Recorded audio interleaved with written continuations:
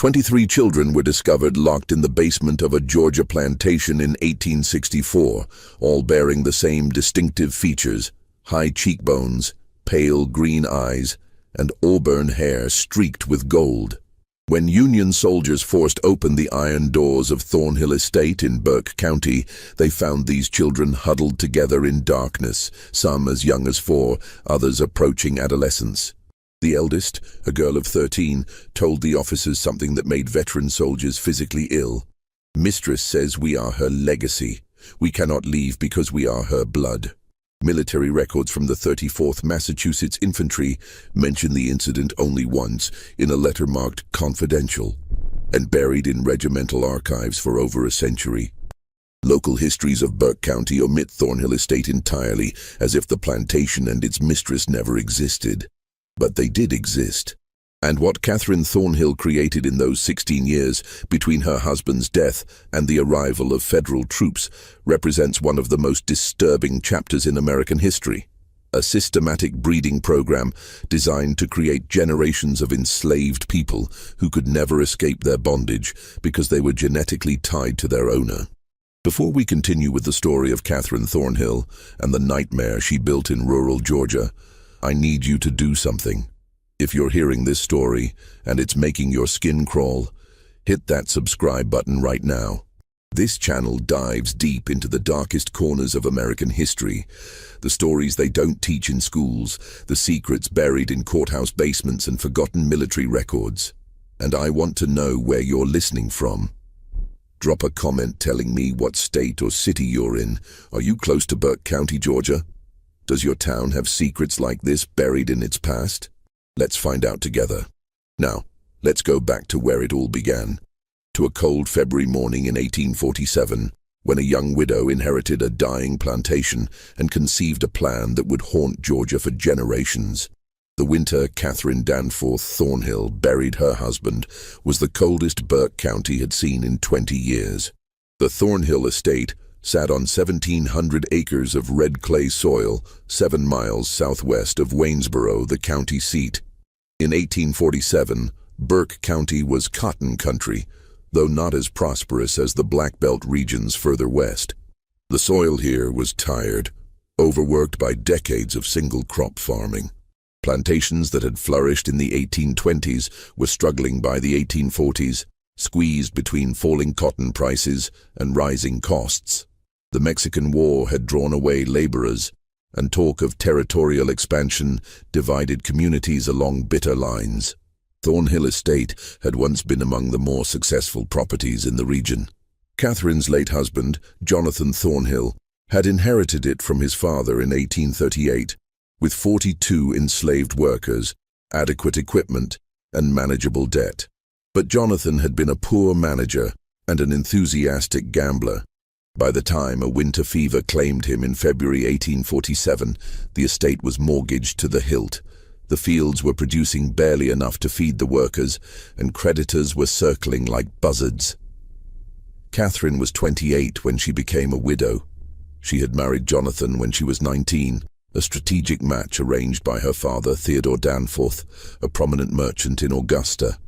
The Danforths were old Georgia money, descended from settlers who had arrived in the 1730s. Catherine had been educated by private tutors, spoke French passably well, and had been raised with expectations of managing a substantial household. What she had not expected was to inherit a failing plantation with crushing debts and a 16-year-old son who looked at her with something approaching hatred. Richard Thornhill was Jonathan's son from his first marriage. His mother had died giving birth to him in 1831, and Jonathan had remarried 5 years later. Richard had never warmed to Catherine, viewing her as an interloper who had replaced his real mother. He was a sullen, bookish boy who spent most of his time in the estate's small library, avoiding both his stepmother and the practical work of running a plantation. Catherine found him weak, impractical, and entirely too sentimental about the enslaved workers. He had once suggested they should be taught to read, an idea so dangerous that Catherine had forbidden him from speaking of it again. The plantation itself reflected its declining fortunes. The main house was a 2-story structure of whitewashed brick. with 6 columns across the front portico, built in 1805 in the Federal style. Paint peeled from the window frames, and the roof leaked in 3 places. The furniture inside was a mix of inherited pieces from Jonathan's family and cheaper replacements purchased when the good pieces had been sold to pay gambling debts. Behind the main house stood the kitchen building, the smokehouse, the dairy, and the overseer's cottage, all in similar states of disrepair. Further back, beyond a line of live oaks draped with Spanish moss, were the quarters where the enslaved population lived. In 1847, 31 people remained on the property, 11 men, 13 women, and 7 children. 16 others had been sold off over the previous 3 years to satisfy Jonathan's creditors. Those who remained knew that more sales were coming. Fear hung over the quarters like fog over the Savannah River. Catherine spent the first month after Jonathan's death in a kind of controlled fury. She met with the estate's lawyer, Ambrose Talbot, who laid out her options in blunt terms. Sell the property and the remaining workers to settle the debts, and perhaps have enough left over to live modestly in Augusta under her father's roof. Or find some way to make the plantation profitable again, which Talbot considered unlikely given the state of the cotton market and the estate's depleted resources. Neither option was acceptable to Catherine. Returning to Augusta would mean admitting failure. Living as a dependent spinster in her father's house, forever marked as the widow who couldn't hold on to her inheritance. But she also recognized that traditional plantation management wouldn't save Thornhill Estate.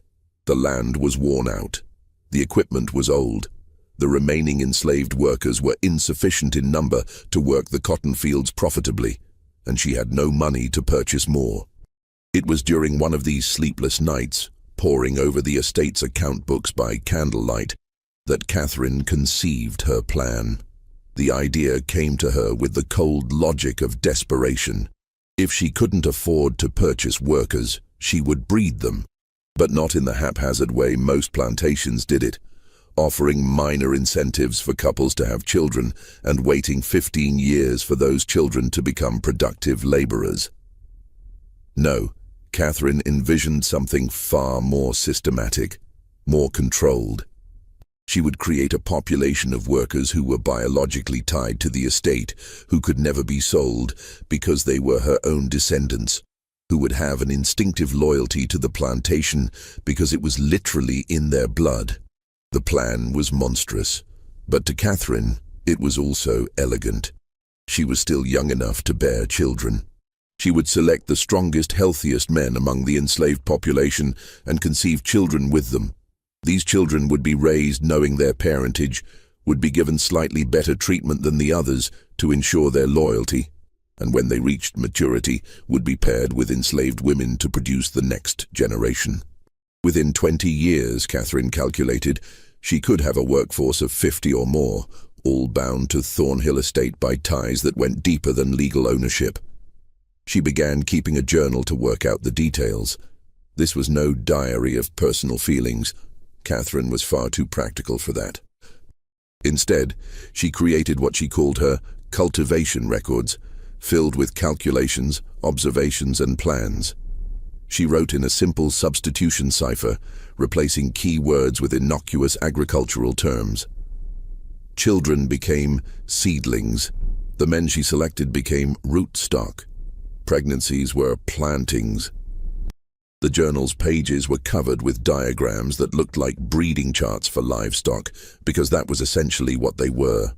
Catherine's first selection was a man named Isaac, 24 years old, born on the plantation and known for his physical strength and steady temperament. She summoned him to the main house on a March evening in 1847, after the other workers had retired to the quarters. What happened that night was recorded in Catherine's journal only as first planting completed with rootstock 1, weather clear and mild. 3 weeks later she summoned him again, and then twice more before the month ended. By April, Catherine was confident she was pregnant.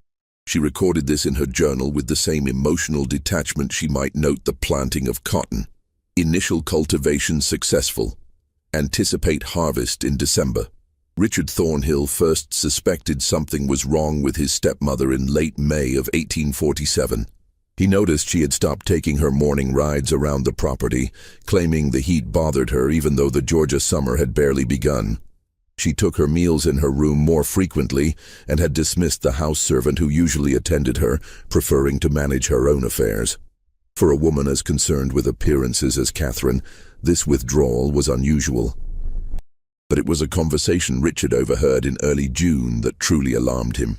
He had been in the library, hidden behind one of the tall bookcases, when Catherine met with Miriam Grayson in the adjacent parlor.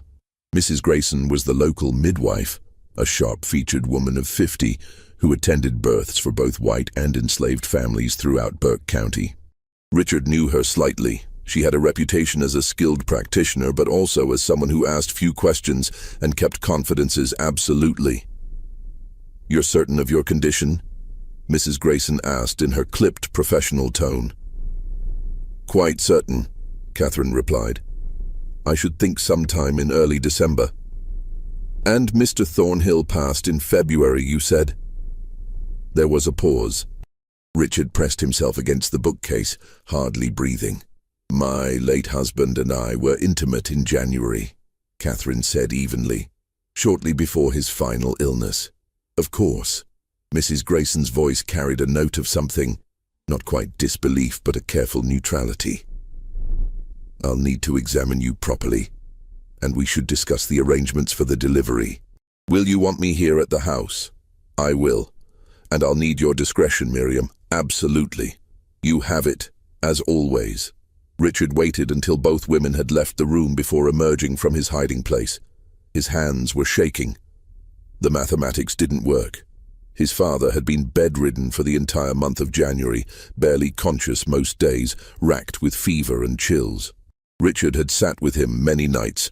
There had been no possibility of intimate relations between his father and Catherine, which meant the child Catherine was carrying had been conceived after Jonathan's death, in March or April, with someone else.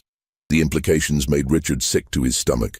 If word got out that Catherine had conceived a child out of wedlock, the scandal would destroy what little remained of the family's reputation. Creditors would move immediately to seize the property. The Danforth family in Augusta would disown her.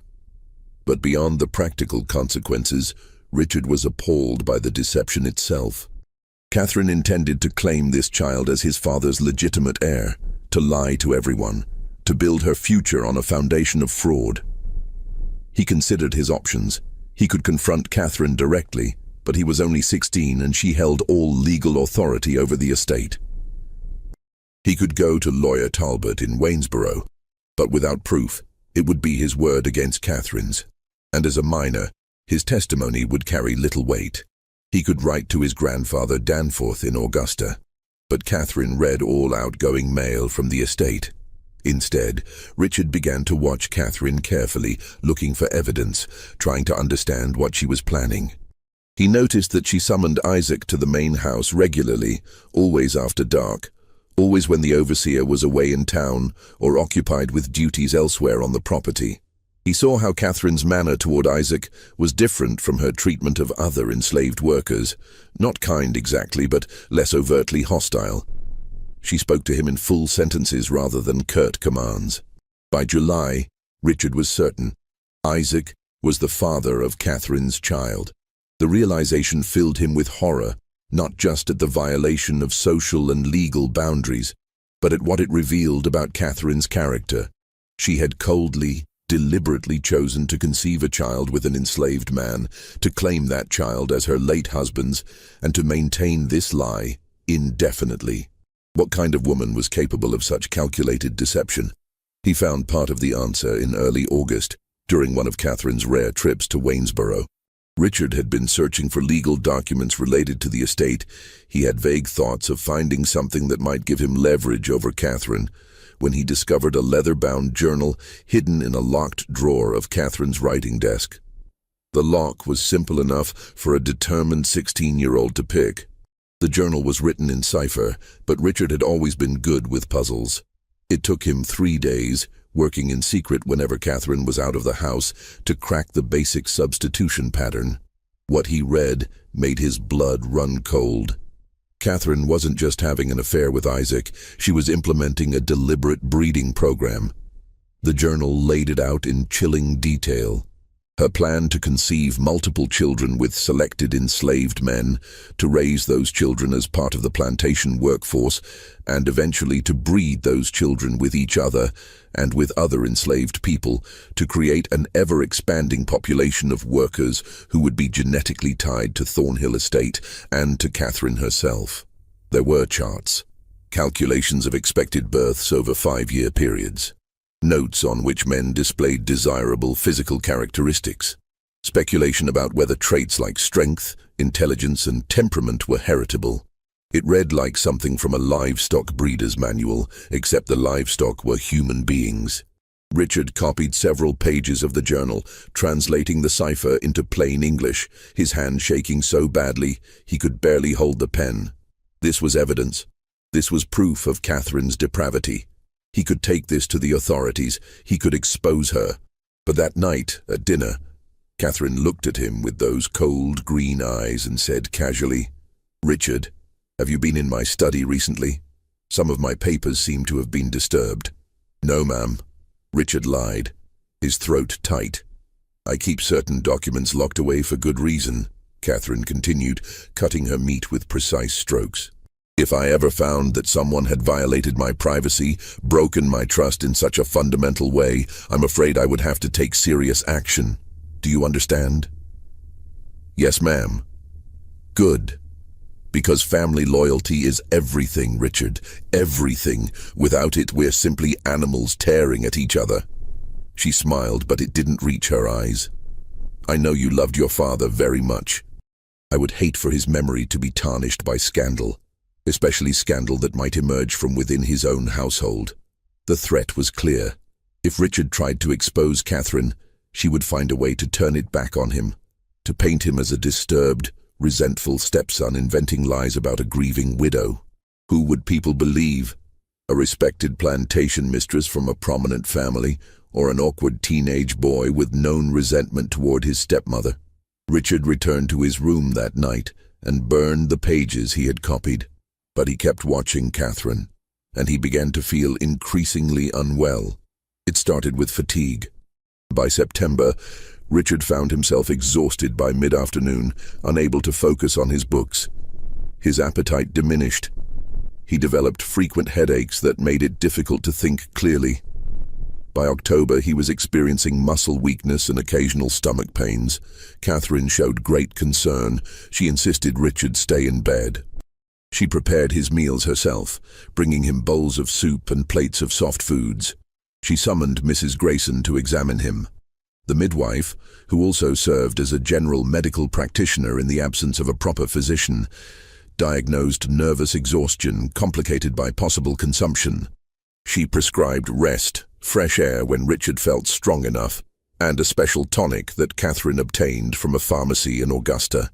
"Tuberculosis often strikes young men of sensitive disposition," Catherine told Richard, adjusting his pillows with attentive care.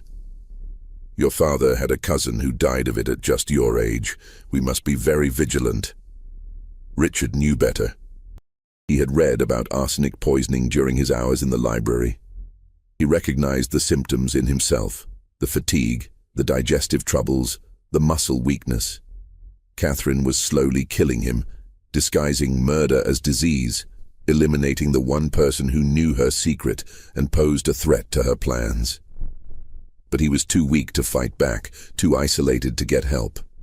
The house servants followed Catherine's orders absolutely. The overseer rarely came to the main house. Richard's room was on the second floor, and by November he barely had the strength to get out of bed, let alone escape the property and reach Waynesboro. He made one final attempt to expose Catherine in late November, writing a letter to his grandfather Danforth in Augusta. It took him 3 days to compose it, working for a few minutes at a time before exhaustion overwhelmed him. He described Catherine's breeding program, her journal, the poisoning. He sealed the letter and gave it to one of the younger house servants, a girl named Pearl, begging her to post it in Waynesboro without telling Catherine. Pearl took the letter, but she also told Catherine, terrified of what would happen if the mistress discovered she'd been keeping secrets. Catherine read the letter, expressionless, then burned it in the fireplace in front of Richard. "You're very ill, darling," she said softly, almost tenderly. "The fever is affecting your mind. You're imagining things that aren't real. It's a mercy, really, that you won't have to suffer much longer." Richard Thornhill died on December 3, 1847, 3 weeks before his 17th birthday. Dr. Samuel Pritchard from Waynesboro, summoned to record the death, noted consumption as the cause and remarked that the young man had wasted away with tragic speed. Catherine wept decorously at the funeral. She wore black for a full year. 4 days after Richard's burial, Catherine gave birth to a healthy son. She named him Jonathan, after her late husband, and claimed he had been born slightly premature, which explained any questions about timing. Few people in Burke County thought to count backwards from the birth to Catherine's widowhood. Those who did kept their speculations to themselves. It was not the kind of thing one discussed openly. The years between 1848 and 1856 transformed Thornhill Estate in ways that seemed almost miraculous to outside observers. The plantation that had teetered on the edge of bankruptcy slowly regained its footing. Cotton production increased. The enslaved workforce grew. Catherine Thornhill earned a reputation as a shrewd, if somewhat reclusive, plantation mistress who managed her property with uncommon efficiency. But that efficiency came at a terrible cost that no outsider ever saw. Catherine gave birth 4 more times between 1848 and 1853, daughters named Eleanor, Abigail, and Margaret, and another son she called Samuel. Each birth was attended only by Miriam Grayson, who by now was deeply complicit in Catherine's schemes. The midwife received generous payment for her services and her silence, regular fees that far exceeded her normal rates, plus a small cottage on the edge of the Thornhill property where she could live without paying rent. Mrs. Grayson's role extended far beyond delivering Catherine's children. She also performed a darker function, ensuring that enslaved women on the property only gave birth to children who fit Catherine's careful plans. When pregnancies occurred outside Catherine's controlled pairings, and they did, because human beings will form attachments and intimate relationships even in the most oppressive circumstances, Mrs. Grayson provided abortifacients, plant-based compounds that induced miscarriages. She performed these procedures in a small room behind the overseer's cottage, away from the main house, away from witnesses. The women subjected to these forced abortions rarely spoke of them, even to each other. The trauma was profound, the grief unvoiceable in a system that already denied them autonomy over their own bodies. But whispers circulated through the quarters anyway. Stories of women who had been pregnant 1 week and bleeding the next, who were told they had simply lost the babies naturally, though everyone knew Mrs. Grayson had been involved. One woman, named Ruth, tried to resist. In the spring of 1851, she was 5 months pregnant when Catherine discovered that the father was not the man Catherine had designated for her, but instead a young field hand named Samuel, with whom Ruth had formed a genuine attachment. Catherine ordered Mrs. Grayson to terminate the pregnancy immediately. Ruth ran. She made it nearly 4 miles into the pine forests southwest of the plantation before the overseer's dogs tracked her down. She was dragged back to Thornhill Estate, held down by 2 men while Mrs. Grayson forcibly administered the abortifacient compounds. Ruth survived the ordeal physically, but something fundamental broke inside her. She worked mechanically after that, spoke rarely, and died 2 years later during a fever outbreak that swept through the quarters. She was 24 years old, but Ruth's tragedy was just one among many. By 1856, Catherine's program had produced 7 children of her own, all of whom were being raised in a peculiar liminal space. They were legally enslaved. Catherine had registered them as such in the county records, claiming them as children born to enslaved women on the property, which gave her legal ownership of them. But in practice, they lived in the main house, wore decent clothes, ate better food than the other enslaved children, and received informal education from Catherine herself. Young Jonathan, the eldest, was 8 years old in 1856. He was a serious, quiet child who resembled Catherine strongly. The same green eyes, the same auburn hair, the same sharp features. He had no memory of his father Isaac, who had been sold to a plantation in Alabama in 1849. Catherine had found Isaac's presence a complication once his purpose had been served. The money from his sale helped pay down some of the estate's remaining debts. The younger children knew nothing of their true parentage. Catherine told them they were fortunate orphans whom she had taken into her household out of Christian charity. She taught them to read and write, a dangerous illegality in Georgia, where teaching enslaved people literacy was prohibited by law, but Catherine was confident no one from the outside would ever enter her home and discover what she was teaching these children. She was grooming them, preparing them for the next phase of her plan. But that phase required patience. The children needed to reach physical maturity before they could be used for breeding. Catherine continued her meticulous record-keeping, tracking their growth, their health, their temperaments. She noted which children showed physical strength, which seemed more intelligent, which were more compliant. She was planning pairings decades in advance. In the meantime, she continued having children of her own. 3 more were born between 1854 and 1856, sons named William and Henry, and a daughter called Caroline. Each had a different father, carefully selected from among the enslaved men on the property.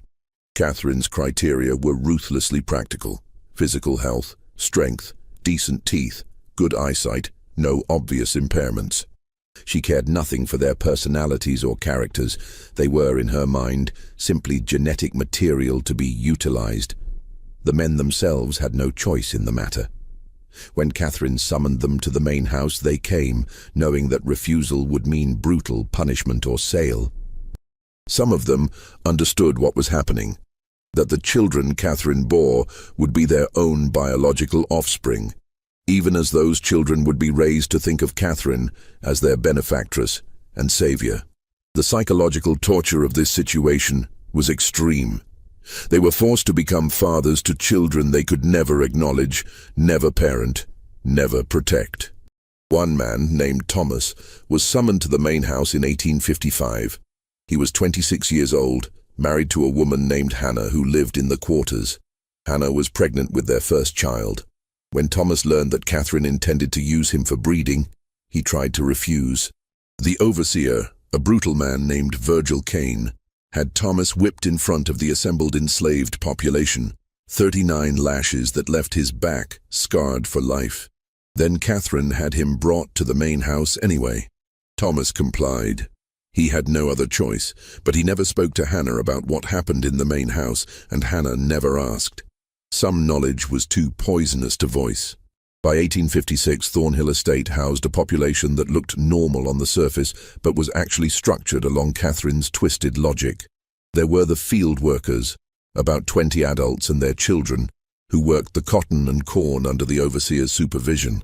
There were the house servants, 3 women and 1 elderly man who cooked, cleaned and maintained the domestic space. And then there were Catherine's special children, 10 in total by 1856, ranging in age from 8 years old down to infancy.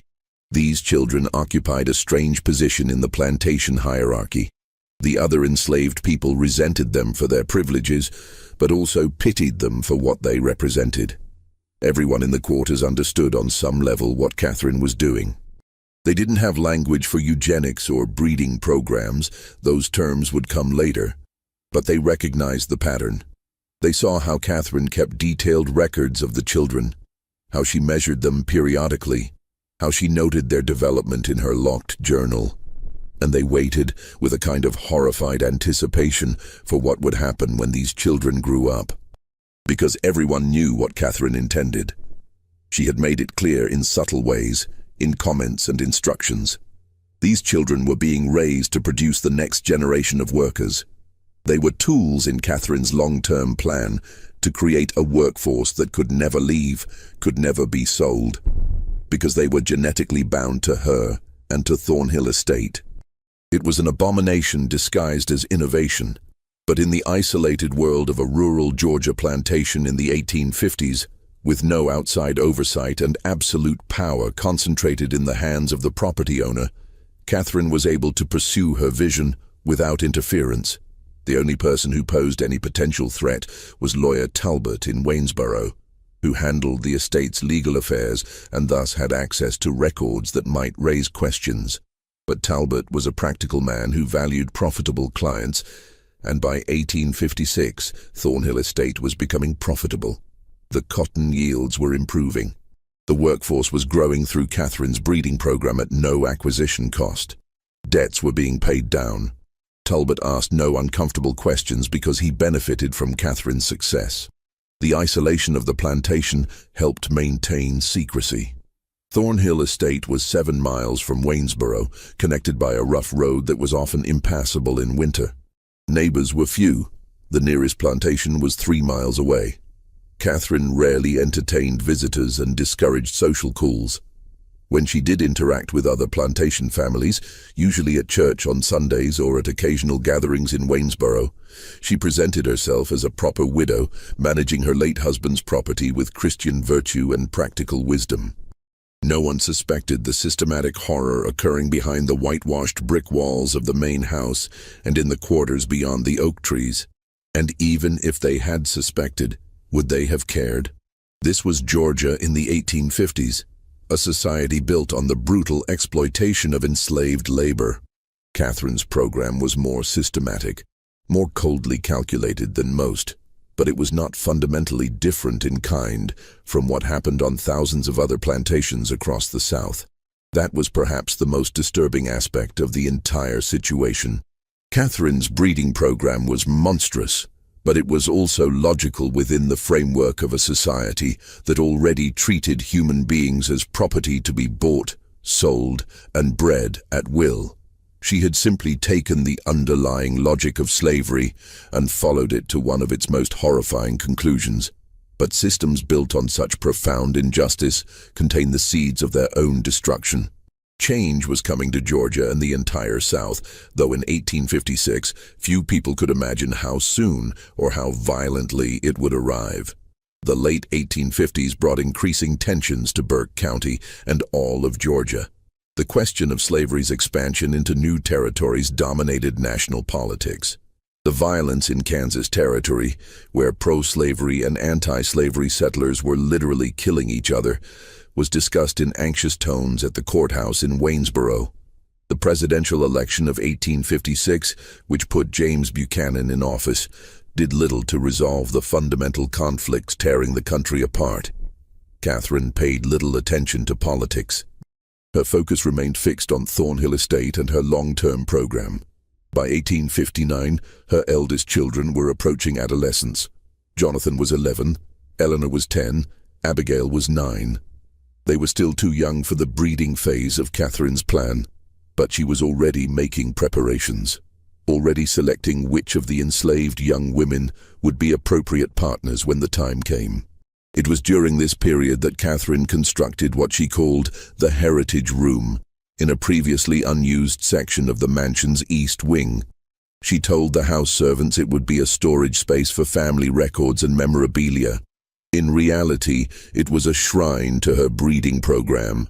The room was windowless, lit by oil lamps, with walls lined with shelves and a large table in the center. On the shelves, Catherine stored her coded journals, 3 leather-bound volumes by 1859, chronicling every birth, every pairing, every observation about the children's development. She also kept small glass vials, each labeled with a name and a date, containing locks of hair from each child. These samples were arranged in rows, organized by generation and parentage, a physical archive of her genetic experiments. On the table, Catherine had drawn elaborate family trees in ink, showing not actual family relationships, but her planned pairings for future generations. Lines connected names, with notations about anticipated outcomes. Strong constitution, good teeth, intelligent, compliant temperament. It looked like breeding charts for show dogs or race horses, except the names were human. Abigail paired with Thomas's son Jacob, Eleanor with Isaac's son Marcus, who would be born in 1862, Margaret with Samuel's nephew Peter. Catherine spent hours in this room, planning decades into the future, imagining a Thornhill estate populated by 100 or more workers, all descended from her, all genetically and psychologically bound to the land. In her mind, she was creating something revolutionary, a plantation that would never face labor shortages, never require expensive purchases of new workers, never risk mass escapes, because the enslaved population would have nowhere else to go. They were family, in the most literal sense. The practical implementation of this vision required Catherine to exert even tighter control over the plantation's social structures. She began separating the children into different groups based on their roles in her program. The special children, her own biological offspring, continued living in or near the main house. The other enslaved children were kept at a distance, sleeping in the quarters, working in the fields as soon as they were old enough. But Catherine needed these other children too. They were necessary for the genetic mixing she envisioned. So she implemented a system of subtle manipulation, offering small privileges to families who cooperated with their pairings, threatening separation and sale to those who resisted. The psychological pressure was immense and constant. A woman named Violet, mother of 3, found herself in an impossible position in 1860. Catherine had decided that Violet's eldest daughter, a girl of 14 named Sarah, should be paired with one of the older field hands, a man in his 30s named Elijah. Sarah was terrified. She was still a child, and Elijah was old enough to be her father. Violet begged Catherine to wait, to give Sarah more time. Catherine's response was cold. "You have 2 younger daughters, Violet. Would you prefer I sell them to settle this matter? Or will Sarah do her duty to this estate and to you?" Sarah was paired with Elijah that autumn. She gave birth to a daughter 9 months later and died from complications of the delivery. She was 15 years old. Violet never recovered from the loss. She continued working mechanically, speaking to no one, and in 1862 she walked into the Savannah River and drowned herself. But tragedies like Sarah's and Violet's were invisible to outside observers. When visitors came to Thornhill Estate, which was rare, they saw a well-managed plantation with neat fields, a substantial house, and a workforce that appeared adequately fed and housed. The horror was carefully hidden, buried in the quarters, locked in the heritage room, encoded in Catherine's journals. Then came 1860 and everything changed. Abraham Lincoln was elected president. South Carolina seceded from the Union in December. Georgia followed in January 1861, with delegates at the secession convention in Milledgeville voting 208 to 89 to leave the United States and join the Confederate States of America. War came in April with the firing on Fort Sumter. Initially, many Georgians believed it would be a short conflict, a few months, perhaps a year, and the Confederacy would establish its independence. But the war dragged on through 1861, into 1862, through 1863. Young men from Burke County marched off to fight in Virginia and Tennessee. Some returned in coffins. Others didn't return at all. The war disrupted Catherine's plans in ways she hadn't anticipated. The overseer, Virgil Kane, enlisted in the Confederate Army in 1861 and was killed at Shiloh in April 1862. Finding a replacement was difficult. Most able-bodied white men were away at war. Catherine eventually hired an elderly man named Silas Kendrick, who was too old for military service. Kendrick was less brutal than Kane had been, but he was also less effective at maintaining discipline and control. The enslaved population at Thornhill Estate began to sense the shifting power dynamics. News filtered through the slave networks that connected plantations across Georgia. Whispered reports of Union victories, rumors that Lincoln had issued a proclamation freeing enslaved people in Confederate territory, speculation about what would happen if the Yankees came south. Catherine tightened her control as best she could. She confined the enslaved population to the plantation, forbidding anyone from leaving, even to visit relatives on neighboring properties. She increased rations slightly to reduce the temptation to run away. and she accelerated her breeding program, pushing some of the children into pairings earlier than she had originally planned. Jonathan, her eldest son, turned 15 in December 1862. Catherine decided he was ready. She had selected a young woman named Rachel, 16 years old, the daughter of one of the field hands. Rachel had no say in the matter. In February 1863, Catherine arranged for Jonathan and Rachel to be married in a ceremony she conducted herself in the main house, a mockery of a wedding with no legal standing, designed purely to give a veneer of respectability to the breeding pairing. Jonathan, who had been raised in isolation from the other enslaved people and taught to think of Catherine as his benefactress, accepted this arrangement without question. He had no understanding of what had been done to him, no awareness that Catherine was his biological mother, no sense of the profound wrongness of the entire situation. Rachel, traumatized into silence, said nothing. But others in the quarters were watching. They saw Catherine pairing these special children, the ones she'd raised in the main house, with the other enslaved young people. They understood this was the next phase of whatever Catherine had been planning all these years. And a quiet, desperate rage began building in the quarters, a rage that would have nowhere to go until circumstances finally shifted in their favor. The spring of 1863 brought terrible news to Burke County. Confederate losses were mounting. The Union Army controlled the Mississippi River after the fall of Vicksburg. In July, Lee's invasion of Pennsylvania ended in disaster at Gettysburg. Shortages of food, cloth, and basic supplies made life increasingly difficult even for white plantation families. For the enslaved population, conditions became harsher still as Catherine rationed everything more severely. But something else was happening at Thornhill Estate. Something Catherine tried desperately to hide from the outside world. The children she had been breeding and raising were becoming aware of their true parentage. It began with Eleanor, Catherine's second-born daughter, now 14 years old. She had always been the most observant of Catherine's children, the one who asked uncomfortable questions. In May 1863, while helping Catherine organize papers in the study, Eleanor discovered one of the coded journals that Catherine had carelessly left unlocked. Eleanor had learned to read from Catherine herself. She was intelligent, curious, and bored with the limited reading material available in the house. The journal's cipher intrigued her. She spent 3 weeks working on it in secret, the same way Richard had done 16 years earlier, slowly decoding the substitution pattern. What she found destroyed her understanding of her entire existence. The journal detailed her conception. Second planting with rootstock 2, Thomas, age 21, excellent physical specimen, strong back, good teeth, weather warm and humid. Anticipate harvest in late October 1848.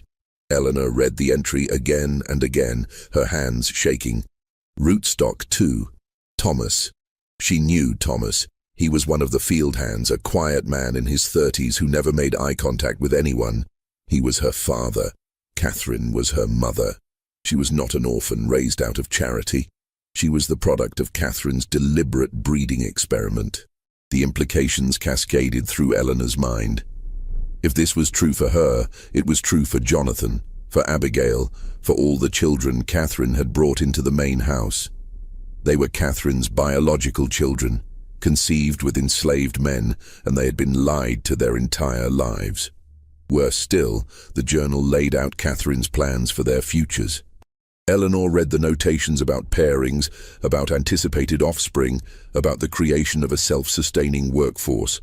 She saw her own name in one of the charts, connected by a line to someone called Marcus, Isaac's son, to be born 1862, pairing with Eleanor anticipated 1865. Eleanor felt physically sick. Catherine intended to pair her with a boy who hadn't even been born yet, to force her to have children who would be enslaved on this plantation forever, to turn her into another breeding tool in this nightmare system. She confronted Catherine that night, her voice shaking with rage and horror. "I read your journal. I know what you are. I know what I am." Catherine's face went still, her eyes cold as winter. "You should not have done that, Eleanor. You're my mother. Thomas is my father, and you've been planning to breed us like animals." Eleanor could barely force the words out. "Sit down," Catherine commanded. "No, sit down." The threat in Catherine's voice was unmistakable. Eleanor sat, her whole body trembling. Catherine paced the room, her mind clearly working through the problem Eleanor now represented. Finally, she spoke. "You are intelligent enough to understand the position we're in, so I'll speak plainly. Yes, I am your biological mother. Yes, I have been implementing a systematic program to create a self-sustaining workforce for this estate. And yes, you and the others will participate in that program when you come of age." "I won't," Eleanor said, but her voice lacked conviction. "You will, because the alternative is far worse." Catherine leaned forward, her face inches from Eleanor's. "Right now, you live in this house. You eat good food.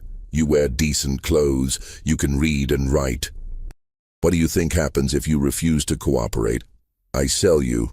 I sell you to a plantation in Alabama or Mississippi where they work field hands to death in 5 years, where women are brutalized as a matter of course, where literacy earns you a whipping or worse. Is that what you want?"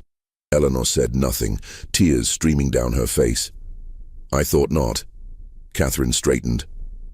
"You will not speak of this to your brothers or sisters. You will not speak of it to anyone in the quarters. You will continue your life exactly as before. And when the time comes for you to fulfill your role in this family's future, you will do so. Do you understand?" "Yes," Eleanor whispered. But Catherine had made a critical error. She had revealed the truth without adequately controlling the information. Eleanor did speak to others, not immediately but gradually, carefully. She told Jonathan first, showing him the journal entries she had memorized. Jonathan's reaction was different from Eleanor's. He had been so thoroughly conditioned by Catherine, so completely isolated from any alternative framework for understanding the world, that he struggled to see what was wrong with Catherine's plan. "She gave us a better life," Jonathan said, confused by Eleanor's anger. "We could have been working in the fields. Instead, we're here. We're property, Jonathan. We're slaves. Our own mother enslaved us. She's protecting us. She's keeping us together. If we were sold, we'd be separated, sent to different places. This way, we stay together. We stay at Thornhill." Eleanor realized with horror that Jonathan had been too successfully indoctrinated. He couldn't see the cage Catherine had built around all of them. But Abigail, 13 years old and sharp as glass, understood immediately when Eleanor told her. And Margaret, at 12, understood too. The younger children were still too young to fully grasp it, but the older ones, they knew now. They knew what they were, and what Catherine intended for them. The knowledge changed the atmosphere in the main house. Catherine felt it, that shift in the air, the way her children looked at her now. There was fear, yes, but also something else. Calculation. Waiting. They were biding their time, and Catherine knew it. She considered her options. She could sell the older children, eliminate the problem, but that would waste years of investment and planning. She could punish them severely enough to break their spirits, but physical brutality might damage them in ways that would interfere with the breeding program. She needed them healthy, capable of bearing children. So Catherine chose a different approach. She would demonstrate the consequences of disobedience through someone else. In August 1863, a young woman named Grace tried to run away from Thornhill Estate. She was 17, pregnant, and desperate. She had been paired with one of the field hands against her will, and she couldn't bear the thought of bringing a child into this system. She ran at night, heading east toward the Savannah River, hoping to somehow cross into South Carolina, and from there make her way to Union lines. She was caught within 12 hours. The dogs tracked her to a creek 3 miles from the plantation. She was brought back, locked in one of the outbuildings, and the next morning Catherine assembled everyone, all the enslaved people, including her special children from the main house, in the yard between the quarters and the mansion. Grace was brought out, her hands tied. Catherine stood on the porch of the main house, her face expressionless. This woman attempted to abandon her responsibilities to this estate and to all of you. She attempted to destroy the family we have built here. The penalty for such betrayal must be severe. What followed was brutal. Grace was whipped publicly, 20 lashes administered by the elderly overseer Kendrick, who carried out the punishment with grim reluctance. Catherine made all the children watch, including her own biological offspring. The message was clear: this is what happens to those who try to leave. But Catherine had miscalculated again. The public punishment didn't terrify the enslaved population into submission. Instead, it clarified something for them. Catherine was willing to use extreme violence to maintain her control, which meant she was afraid. And if she was afraid, that meant they had more power than they'd realized. Whispers began circulating through the quarters in the weeks that followed. Whispers about waiting for the right moment. Whispers about what would happen when the war ended, because surely it would end, and surely the Yankees would come south, and surely things would change. All they had to do was survive until then. Eleanor heard these whispers. She began spending time near the quarters when Catherine wasn't watching, developing relationships with the other enslaved people she had been kept separate from her entire life. She learned things Catherine had never told her, about her father Thomas, about the other men Catherine had used, about the women who had died or been broken by Catherine's program. One evening in October, Eleanor met with a group of the older enslaved women in the woods beyond the quarters. They sat in a circle in the darkness, speaking in low voices. A woman named Hope in her 40s looked at Eleanor with something between pity and respect. "Your mama, she thinks she made something special here," Hope said quietly. "Thinks she made family. But all she did was make people who hate her in ways she can't even understand." "What happens when the war ends?" Eleanor asked. "Depends on who wins," Hope replied. "Yankees win, we're free. Confederates win, things stay the same or get worse. But either way, your mama can't keep doing what she's been doing. Too many people know. Too many people angry. Something got to break." "What if we made it break?" Eleanor asked. The women looked at her in surprise. Hope leaned forward. "What you saying, child? What if we didn't wait for the war to end? What if we ended this ourselves?" The idea hung in the air, dangerous and intoxicating. One of the younger women, Anna, spoke up. "You talking about running, taking everyone and running? Or fighting?" Eleanor said. "There's only Mrs. Catherine and old Mr. Kendrick. There are 40 of us. And 20 of them are children," Hope said practically. "And where we gonna go? Confederates catch runaways. They kill us or sell us further south. And you think they gonna see you as one of us, or one of them?" The question stung, because Eleanor didn't know the answer. She was Catherine's daughter. She had grown up in the main house. She could read and write. Her skin was lighter than most of the people in the quarters. Would they even accept her if things came to violence? Before Eleanor could respond, they heard footsteps crashing through the underbrush. Everyone scattered, melting into the darkness. Eleanor ran back toward the main house, her heart pounding, wondering if someone had heard their conversation, if Catherine would find out, if everything was about to collapse. But no punishment came. The next day passed normally, and the day after that. It seemed they had escaped detection, but the seed had been planted. The idea that they didn't have to passively wait for external forces to free them. They could act themselves. That idea began spreading through the quarters like a fever. Catherine sensed the change, but couldn't identify its source. She increased her surveillance, had Kendrick patrol the quarters at night, restricted movement even further. The tension at Thornhill Estate grew thicker with each passing week. It was like watching a storm build on the horizon, dark clouds massing, electricity charging the air, everyone waiting for the lightning to strike. The break came in March of 1864, but not in the way anyone expected. A unit of Confederate cavalry came through Burke County, requisitioning supplies from plantations, food, horses, cloth, anything useful for the war effort.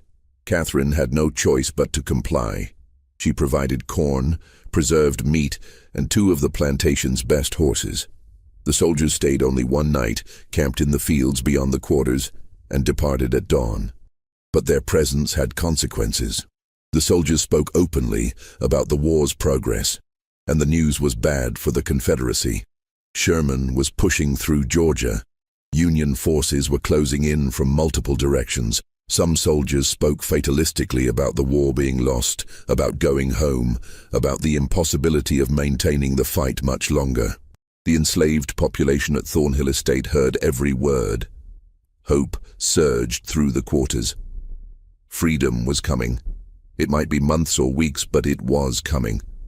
All they had to do was hold on a little longer.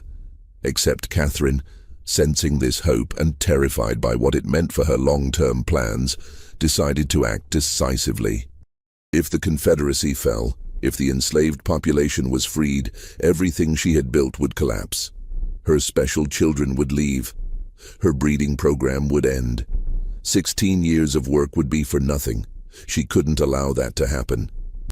On the night of March 17, 1864, Catherine gathered her biological children in the main house: Jonathan, Eleanor, Abigail, Margaret, Samuel, William, Henry, Caroline, and the 3 youngest who were still infants. 11 children in total, ranging from 16 years old down to 6 months.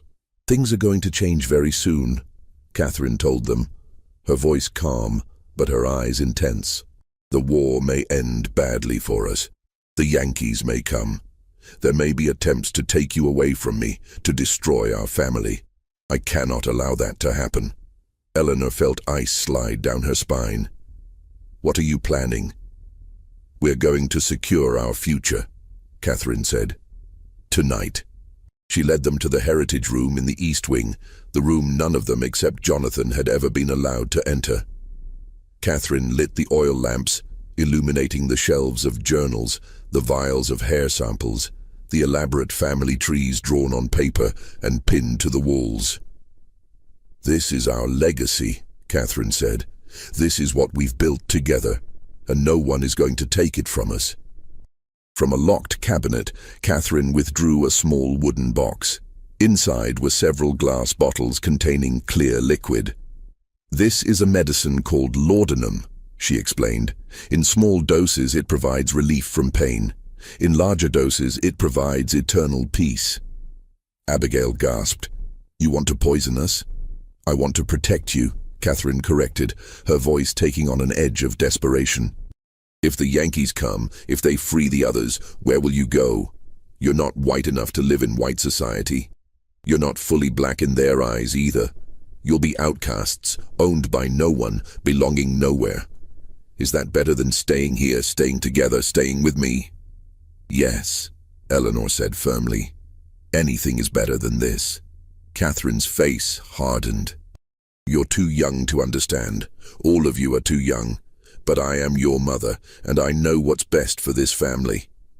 She moved toward the bottles, but Jonathan stepped between her and the others.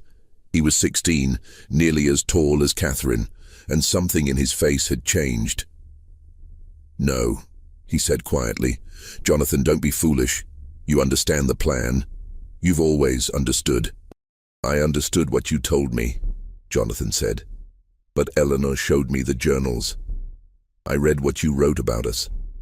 About Father Isaac, about Father Thomas, about all of them. I know what you did. I know what you are. I am your mother." "You're a monster," Jonathan said, and his voice broke on the word. Catherine slapped him, a sharp crack that echoed in the small room. "How dare you?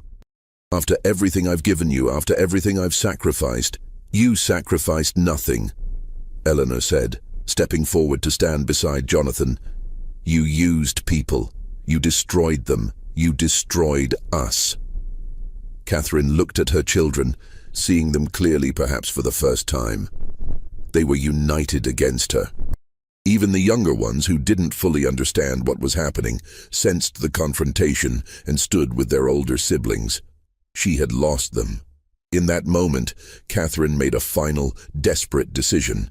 If she couldn't keep her children, if they were going to reject her and leave her and destroy everything she had built, then she would at least preserve the record of what she had accomplished. Future generations would know what Catherine Thornhill had created, even if the creation itself had failed. She grabbed the journals, the charts, the vials of hair samples, clutching them to her chest. You think you can escape me? You think you can pretend none of this happened? These records will survive. They'll prove what I built here. They'll prove I was right. She pushed past her children and ran from the room, carrying the physical evidence of her crimes. Jonathan and Eleanor chased after her, but Catherine was faster, driven by manic energy. She ran through the main house, out the front door, across the yard toward the quarters. What happened next depended on who you asked. Multiple testimonies would later conflict, each person remembering the events slightly differently, shaped by their own trauma and perspective. What is certain is that Catherine reached the quarters carrying her journals and specimens. What is certain is that the enslaved population, roused by the commotion, emerged from their cabins to see the mistress who had tormented them for 16 years running toward them in the darkness, clutching the evidence of her atrocities. What is certain is that someone, maybe Hope, maybe one of the men, maybe several people at once, decided that this was the moment. This was when it ended. Catherine Thornhill disappeared that night. Her journals were found scattered in the mud outside the quarters, pages torn and muddy. The vials of hair samples were smashed. The charts were burned, and Catherine herself was simply gone. Jonathan and Eleanor, reaching the quarters minutes after their mother, found chaos. People shouting, running in different directions, the acrid smell of smoke where someone had lit a fire to burn Catherine's papers. But no Catherine. "Where is she?" Jonathan demanded. Hope looked at him with an expression he couldn't read. "Gone. That's all you need to know. She's gone, and she ain't coming back. What did you do to her?" "What she had coming," Hope said simply. "Now you got a choice, boy. You can raise hell about your mama, or you can understand that justice got done here tonight and let it rest." Jonathan looked at Eleanor. His sister's face was pale, her eyes wide, but she nodded slowly. "Let it rest," she whispered. The next morning, Catherine Thornhill was reported missing. Old Mr. Kendrick, the overseer, searched the property but found nothing. He reported the disappearance to the sheriff in Waynesboro, who came out to investigate, but ultimately concluded that Mrs. Thornhill had likely fled the area in fear of advancing Union forces. A reasonable assumption, given the deteriorating military situation. No one from the quarters spoke of what had happened. Jonathan and Eleanor and the other children said nothing.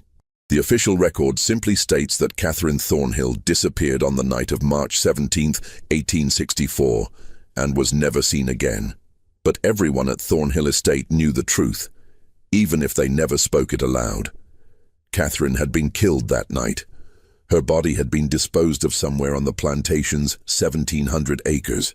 And her children, her biological offspring, her breeding experiments, her legacy, had chosen to let her murderers go unpunished because they understood that their mother had earned her fate. The war ended 14 months later. General Sherman's army swept through Georgia in late 1864, though they passed 30 miles north of Burke County and never came directly to Thornhill Estate. The Confederacy collapsed in April 1865.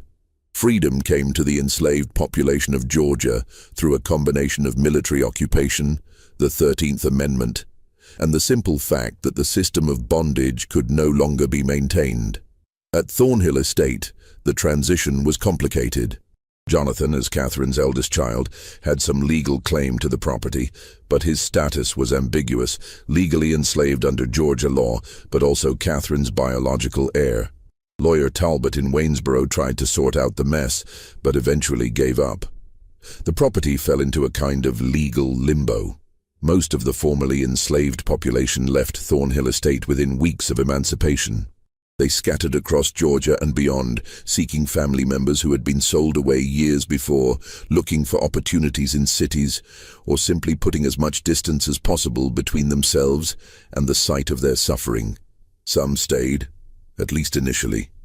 Hope remained, helping to organize those who had nowhere else to go. Thomas stayed, Eleanor's biological father, who finally, after 16 years, was able to acknowledge his daughter openly. They had one conversation about Catherine, about what had been done to him and to Eleanor, and then they never spoke of it again.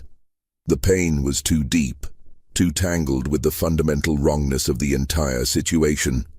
Eleanor herself stayed at Thornhill Estate until 1867. She learned in those years after the war how to exist as a free person, though the psychological damage of her childhood never fully healed. She eventually moved to Savannah, where she worked as a seamstress and married a carpenter named William Foster. She never had children. She never spoke publicly about her mother or her childhood.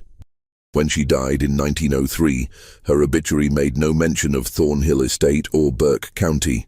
Jonathan stayed at the plantation longer, trying to work the land with a small group of freedmen who remained. But the cotton market was depressed, the soil was exhausted, and the property's reputation had begun to spread through the black community in Burke County. By 1869, Jonathan gave up and abandoned the estate. He drifted west, eventually settling in Texas under an assumed name. He died in 1891, and his few possessions included a small notebook where he had written over and over in tiny script, "I did not choose this. I did not choose this. I did not choose this." Thornhill Estate itself decayed rapidly. The main house was partially burned in a suspicious fire in 1871. The remaining structures fell into ruin.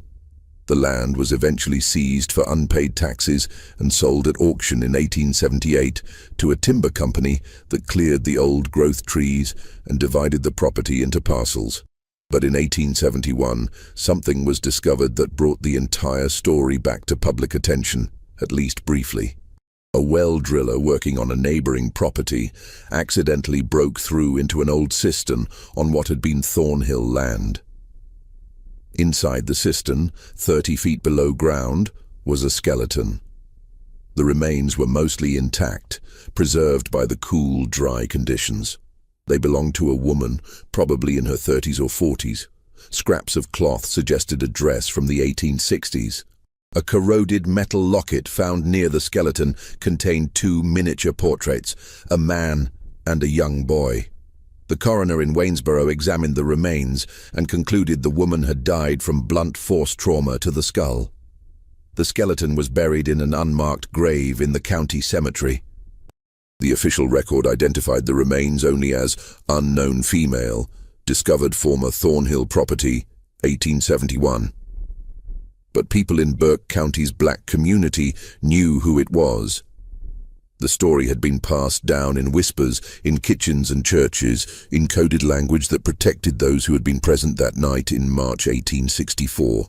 They knew Catherine Thornhill had been killed by the people she had enslaved and brutalized. They knew her body had been hidden in a deep well or cistern. They knew justice, of a kind, had been done. Over the years, more information emerged, though always fragmentarily, always incompletely. In 1889, a man on his deathbed in Alabama confessed to a minister that he had helped murder his former mistress in Georgia during the war. He provided no name, no details, but the minister noted the confession in his records. In 1902, a woman in Savannah, Hope's granddaughter, wrote a short memoir that mentioned the night the devil mistress disappeared and nobody mourned her. The most damning evidence came to light in 1923, when a historian researching Burke County's Civil War history discovered a cache of letters in the courthouse basement. Among them was a letter written in 1865 by Union Captain Samuel Reynolds, who had commanded one of the first federal units to enter Burke County after the war ended. Reynolds wrote, "We discovered disturbing evidence at a property called Thornhill Estate, indications of systematic breeding experiments conducted by the late owner upon enslaved persons, including her own biological offspring. The details are too grotesque to relate in full, but multiple witnesses confirmed that the woman, one Catherine Thornhill, had implemented a program to create a self-perpetuating enslaved population through forced reproduction across generations. The witnesses also informed us that Mrs. Thornhill disappeared in March 1864, and though they would not explicitly state what occurred, their meaning was clear enough. I have elected not to pursue the matter further, as it seems to me that whatever justice was enacted upon this woman was well deserved."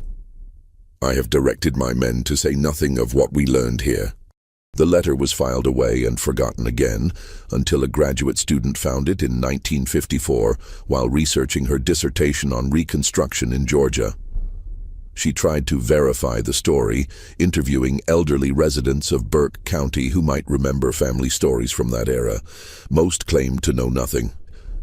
One woman, 93 years old, the great-granddaughter of one of the enslaved people at Thornhill Estate, said only, "Some things happened that needed to happen. Some people did things that needed doing, and that's all that needs to be said about it." The final mystery of Thornhill Estate concerns the 23 children found locked in the basement when federal troops arrived. Captain Reynolds' official report mentions them, as do several letters written by soldiers in his unit. The children were freed and placed with freedmen families in Burke County and surrounding areas. But what happened to them after that is lost to history. Some of them surely survived to adulthood, some likely had children of their own. Which means there are probably people alive today, living in Georgia or elsewhere, who carry Catherine Thornhill's genetic legacy without knowing it. They might be descended from Jonathan or Eleanor, or one of the other children from the breeding program. They might carry some of those distinctive features, pale green eyes, auburn hair, sharp cheekbones, that marked Catherine's offspring. They would never know their ancestor built her legacy on one of the most calculated systems of exploitation and cruelty in American history. They would never know they exist because a woman decided to treat human beings as livestock, to build a dynasty on forced reproduction and genetic control. They would never know that their great-great-great-grandmother's body lies in an unmarked grave in Burke County, placed there by the people she had tormented, people whose names we will never know because they protected each other's secrets even in freedom. The site of Thornhill Estate today is just fields and forest. The county maintains no historical marker. No books about Burke County history mention the plantation in any detail. The house's foundation is still visible if you know where to look, buried under decades of leaf fall and undergrowth. The old well where Catherine's body was hidden has long since collapsed and filled with earth. But the story persists, passed down through oral tradition in Burke County's black community, whispered in genealogy circles, referenced obliquely in academic papers about slavery and eugenics. It persists because it represents something true and terrible about American history, not just the brutality of slavery itself, but the ways human beings will rationalize and systematize cruelty when they hold absolute power over others. Catherine Thornhill convinced herself she was building something revolutionary, creating a new model for plantation management, securing her family's future. In reality, she was perpetuating and intensifying one of humanity's greatest evils. And the people she exploited, the people she bred and controlled and tormented, ultimately erased her from history as thoroughly as she had tried to erase their humanity. What do you think of this story? Do you believe everything was revealed, or are there still secrets buried on that land in Burke County? The truth is, we may never know the full extent of what happened at Thornhill Estate. The people who lived through it, the survivors, chose to carry some secrets to their graves. And maybe that's their right. Maybe some stories belong to the people who endured them, not to historians or storytellers like me. But we can honor those people by remembering that their resistance mattered, that their survival mattered, that they outlasted the system designed to destroy them.